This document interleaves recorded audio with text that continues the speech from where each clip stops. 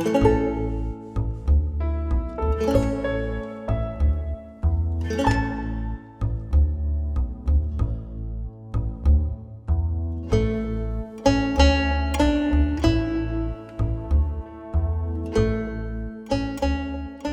to this online retreat, Being Faithful on the Journey, hosted by Ferme. I'm actually coming to you from Tacoma, Washington, on the west coast of the United States.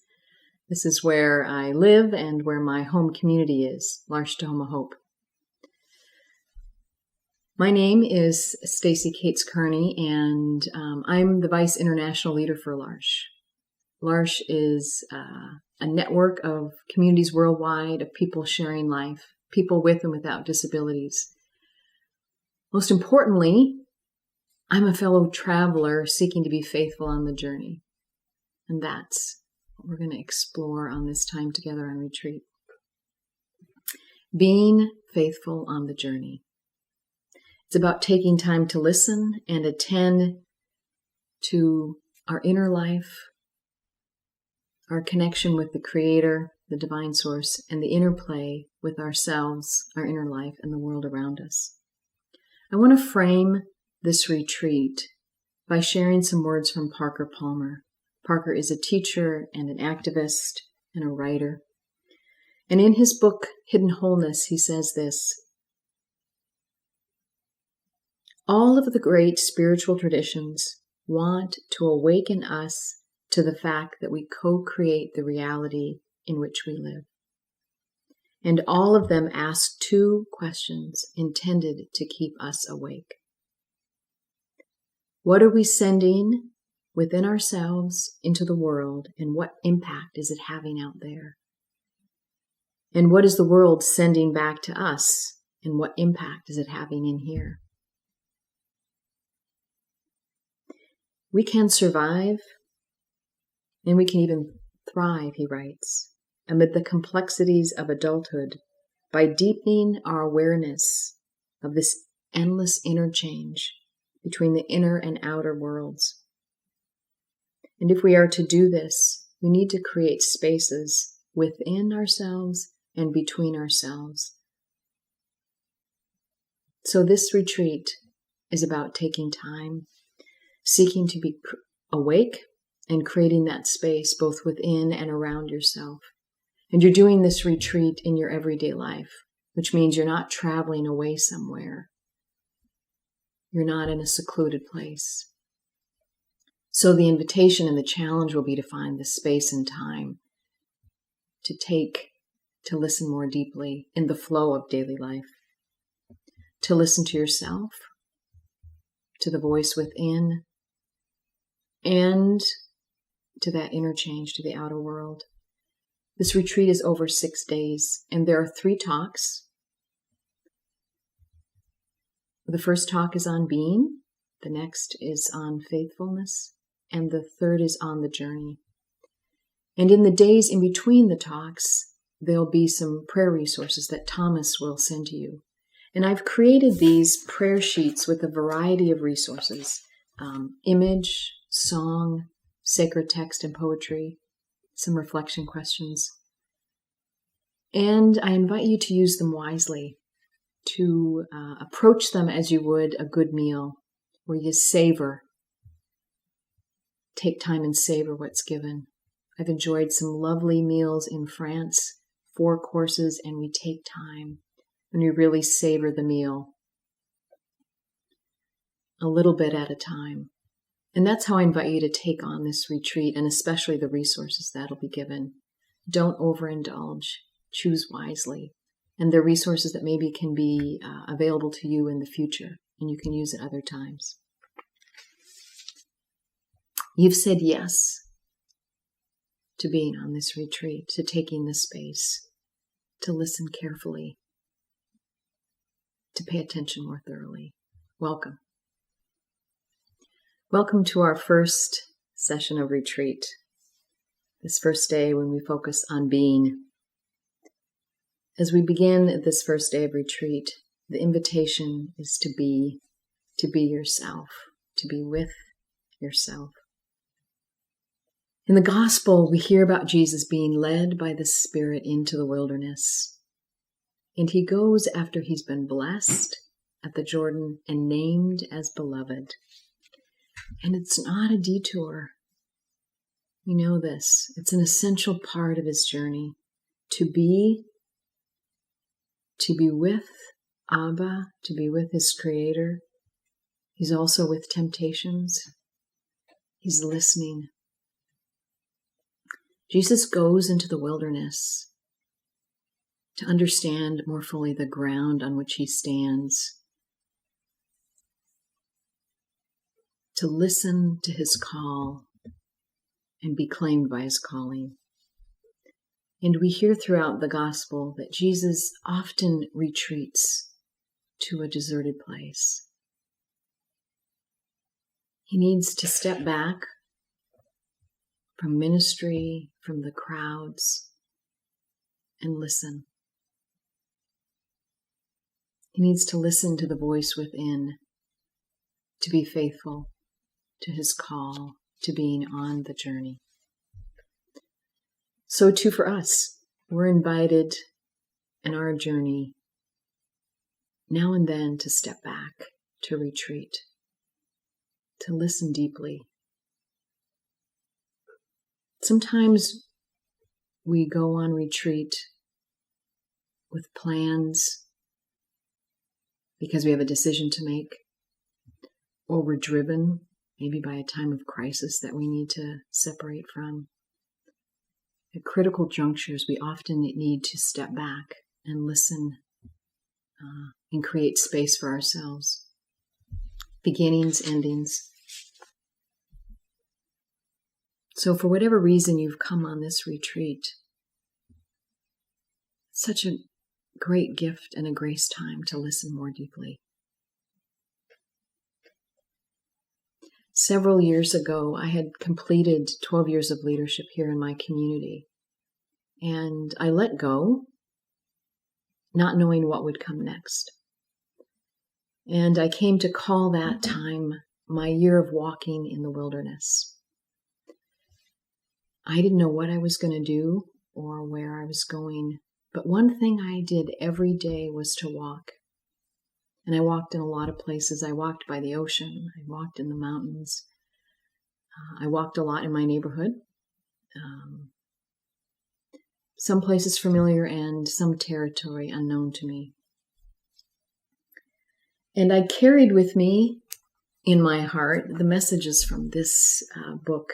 It's called Another Way to Listen. And gosh, I've probably had it for 40 years. And it's a children's book. And I've read it to children, but more often I've read it to adults at times like this, when there's a time to enter into retreat. Because now's the time to discover perhaps another way to listen. And it's the story of a young girl having a conversation with an elder, and she wants to know how she can listen more deeply.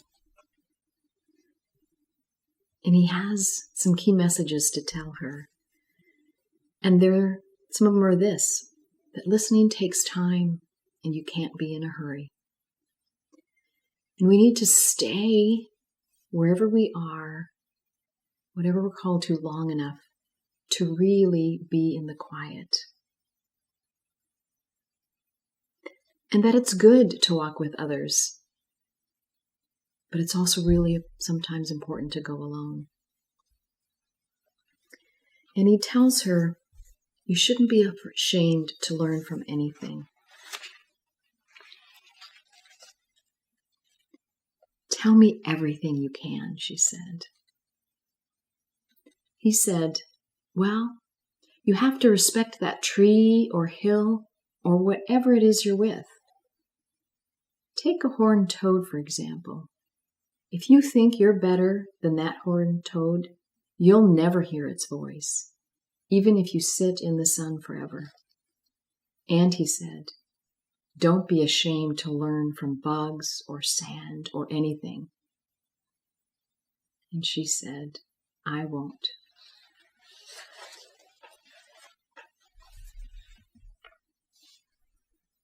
So what are we listening for? The Reverend Howard Thurman, a civil rights activist and theologian, pleads with us to listen to the genuine in us. He's well known for many writings, but also for a commencement address he gave back in 1980 when he was speaking to young people who were coming to the end of some things and at the crossroads of beginning new things. And his words are as much for the crowd that was in front of him that day as they are for us today. He says to each of us, there is something in every one of you that waits, listens for the sound of the genuine in yourself. And if you cannot hear it, you will never find whatever it is for which you are searching. You are the only you who has ever lived. If you cannot hear the genuine in you, you will, all of your life, spend your days on the strings that someone else pulls. There is something that waits and listens for the sound of the genuine in yourself. And sometimes there's so much traffic going on in your minds, so many different kinds of signals. You need, in the midst of all this, to find out what your name is, who you are. How does the sound of the genuine come through to you? Isn't that a good question for all of us? How does the sound of the genuine come through to you? We'll only hear it and discover that genuine when we're listening attentively and awake to our lives, both to what's going out around in the outer world and also what's happening in the inner world. Thomas Merton describes the way of the real world not merely as what's going on outside, but that we have to discover our inner world as well. For that real world, first of all, starts from within, on our own earth. So your inner ground, your inner earth, what do you see there? What do you hear there? That's the invitation in this retreat, to be awake, to listen.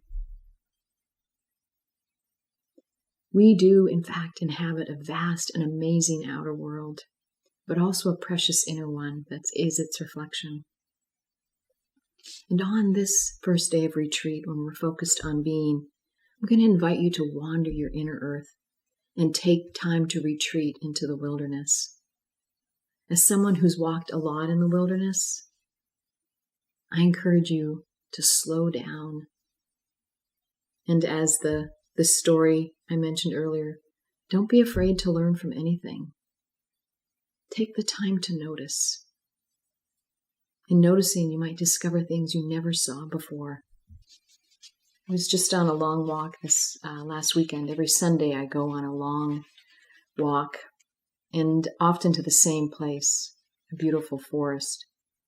And this past Sunday, I noticed a tree on the side of the path that I had never seen before. And of course, it wasn't new. It's probably 50, 60 years old. But because I happened to slow down right at that moment, I saw that tree for the first time. I think so too in our own lives. When we take the time, we're going to start to notice things. Maybe for the first time. So to help you begin this trek on your inner earth, I'm going to invite you into a meditation. And if it's comfortable for you to do so, I'm going to invite you to close your eyes, but you could also gently rest your gaze on something. And I'll lead you through this meditation with descriptions, inviting you to notice things. And if you drift off and linger on something, that's going to be completely okay. So let's take this trek.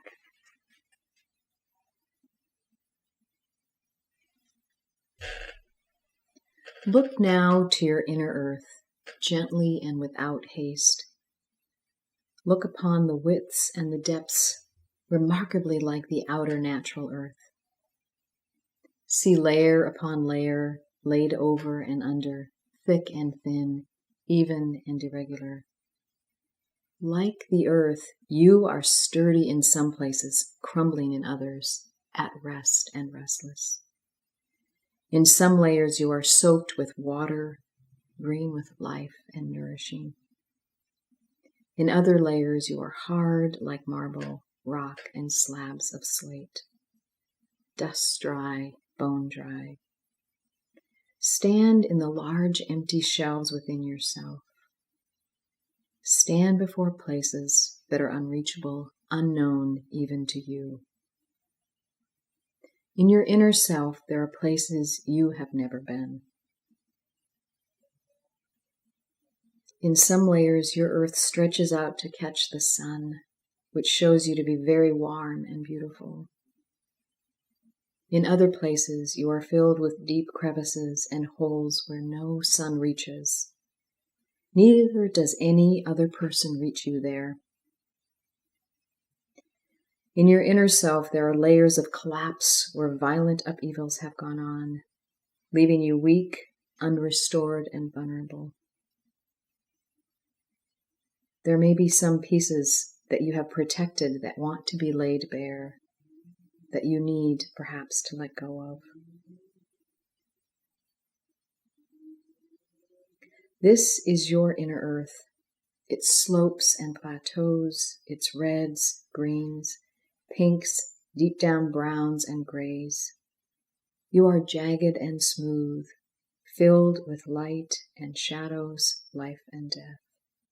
You are vast, complicated, unfinished, and changing.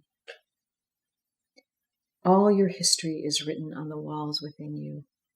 Your family, upbringing, education, community and relationships, the homes you have lived in, the places you visited, every book you have read, every song you have sung, every person you've ever loved and who loved you, all present inside. So is every person you disliked or ignored, or who hated you, each present inside. All your dreams and longings are here, your talents, like shiny pieces of gold that catch and hold the sunlight. All your faults and breaks are here, upheavals of earth, places where you have been hurt and will likely be hurt again. The more you walk your inner earth, the more you touch your deepest self, the more you will find that God has been here before you, that God's mystery is written on every layer.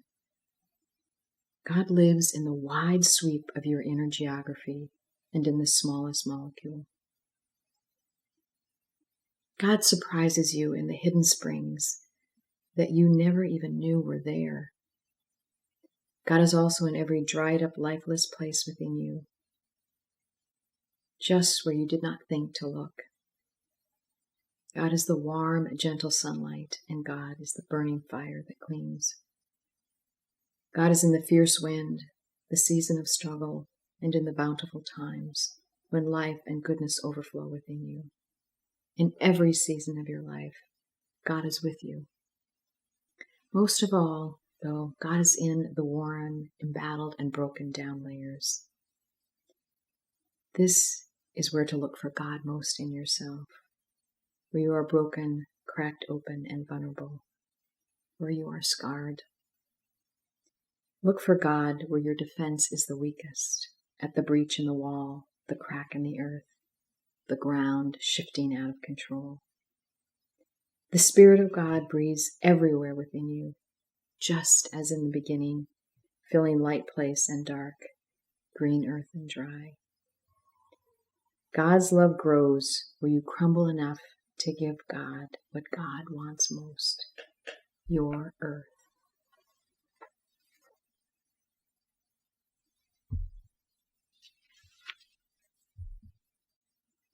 As you continue to move in this retreat, you might want to return to that meditation. Maybe there's a particular place where you caught the light, or you felt things crumbling and you feel now's the time to go there. This is your retreat, your time of wilderness.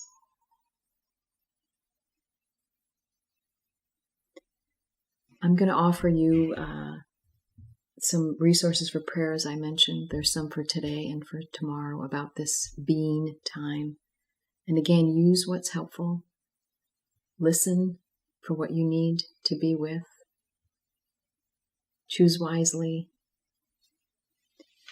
And as you go, I want to send you with a blessing. Because before we go into the wilderness, it's wise to receive blessing. And this particular blessing is called Beloved is Where We Begin.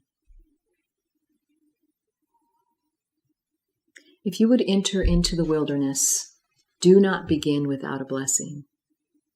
Do not leave without hearing who you are, beloved, named by the one who traveled this path before you.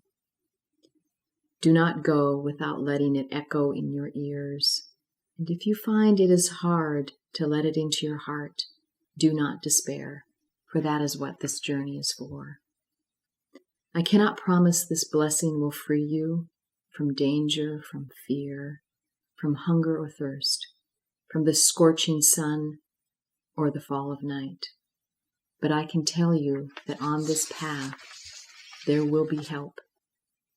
I can tell you that on this way, there will be rest. I can tell you that you will know the strange graces that come to our aid only on a road such as this, that fly to meet us, bearing comfort and strength, that come along beside us for no other cause than to lean themselves toward our ear and with their curious insistence whisper our name, beloved, beloved, beloved.